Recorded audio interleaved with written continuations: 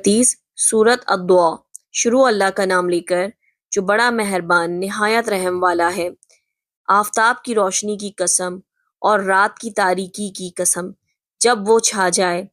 اے نبی صلی اللہ علیہ وآلہ وسلم، تمہارے پروردگار نے نہ تو تم کو چھوڑ دیا اور نہ تم سے ناراض ہی ہوا، اور آخرت تمہارے لیے دنیا سے کہیں بہتر ہے، اور تمہارا پروردگار تمہیں عنقریب اتنا کچھ عطا فرمائے گا کہ تم خوش ہو جاؤ گے۔ بھلا اس نے تمہیں یتیم یا کر جگہ نہیں دی؟ بے شک دی، اور تمہیں رستے سے ناواقف دیکھا تو سیدھا راستہ دکھایا، اور اس نے تمہیں تنگ دست پایا تو غنی کر دیا۔